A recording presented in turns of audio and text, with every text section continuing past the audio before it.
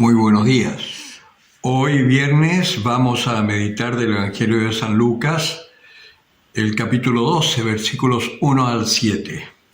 En aquel tiempo, habiéndose reunido miles y miles de personas hasta pisarse unos a otros, Jesús se puso a decir primeramente a sus discípulos: «Guardaos de la levadura de los fariseos, que es la hipocresía. Nada hay encubierto que no haya de ser descubierto, ni oculto que no haya de saberse. Porque cuanto dijisteis en la oscuridad será oído a la luz, y lo que hablasteis al oído en las habitaciones privadas será proclamado desde los terrados. Os digo a vosotros, amigos míos, no temáis a los que matan el cuerpo y después de esto no pueden hacer más. Os mostraré a quién debéis temer. Temed a aquel que después de matar tiene poder para arrojar a la gehenna. Sí, os repito, temed a ese. ¿No se venden 5 pajarillos por 2 haces? Pues bien, ni uno de ellos está olvidado ante Dios. Hasta los cabellos de vuestras cabezas están todos contados. No temáis, valéis más que muchos pajarillos». Palabra del Señor.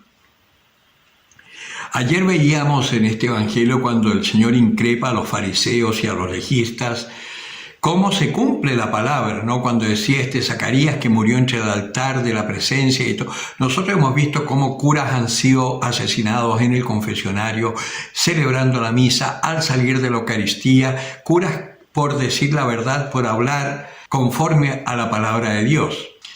Pues acá el Señor nos está diciendo: no temáis, pequeño rebaño.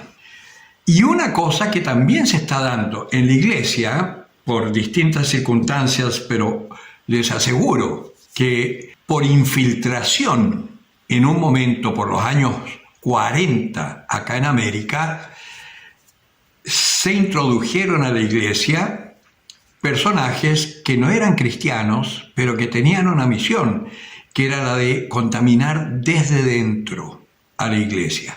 Y así fue como se aceptaron homosexuales que estaban tapados en ese momento, y se aceptaron también marxistas solapados, que hemos visto con el transcurso de los años, sobre todo a partir de los años 70, vale decir 30, 35 años después de esos acontecimientos, cómo se empieza a manifestar lo que realmente había en el corazón de muchos, digamos, ordenados, presbíteros, y que incluso algunos tuvieron cargos importantes.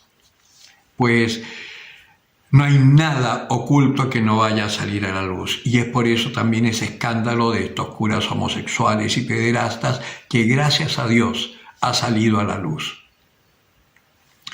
La iglesia no está completamente saneada y no lo estará, porque siempre habrá alguno que se oculta en las tinieblas. Pero el Señor tiene unos aguijones, así como veíamos en estos pajaritos cuando atacan a los hombres. Hay aguijones en donde en algún momento el demonio va a salir a la luz. Ese demoniete que está escondido en lo más profundo del corazón del hombre. Porque la iglesia va a ser purificada. Eso no les quepa la menor duda. Lo importante ahora es dónde vamos a estar nosotros. ¿Vamos a estar entre medio de esos miles y miles que se pisoteaban por escuchar al Señor, muchos de ellos solo por curiosidad? ¿O vamos a estar dentro de este grupito de los discípulos, este pequeño rebaño a los cuales el Señor los anima para no perder la esperanza, para mantenerse firmes en la fe con el Papa Francisco?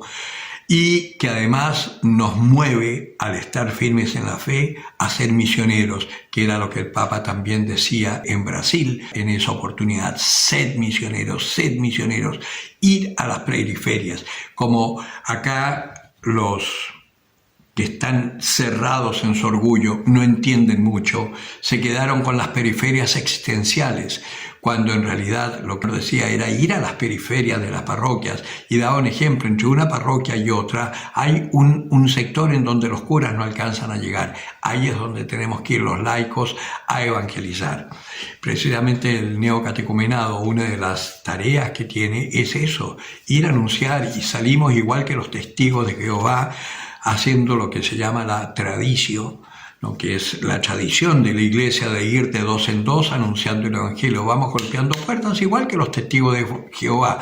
Y lo más curioso es que nos aceptan más los evangélicos que los propios católicos. Es muy notable. Pues bien, no temas, pequeño rebaño. Yo voy a estar con ustedes, nos ha prometido el Señor. Ni uno de nuestros cabellos está olvidado por el Señor.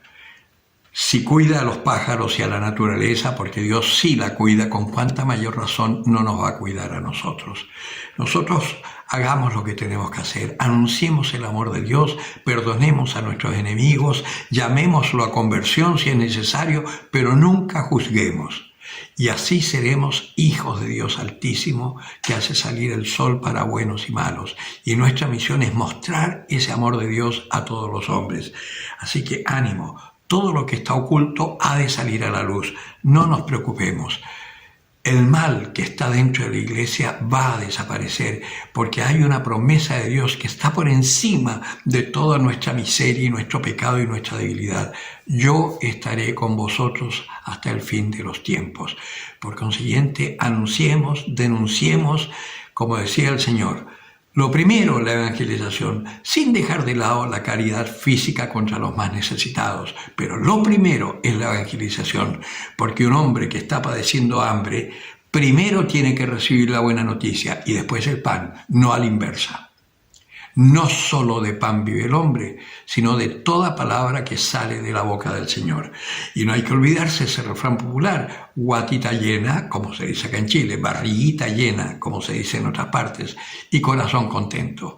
Vale decir, una vez que está saciado, ya no le interesa a Dios, ya tiene lo que quería, pancito y la barriguita bien, la pancita bien rellena. No, primero hablemosle del Señor y después sí, démosles el pan. Si hacemos eso, muchos más se encontrarán con el Señor, se encontrarán con Él y encontrarán la vida. Si nos dedicamos solamente a dar el pan, estamos haciendo una estupidez, porque más plata tiene el Partido Comunista para hacer eso que la Iglesia. El que tenga oídos para oír, que oiga.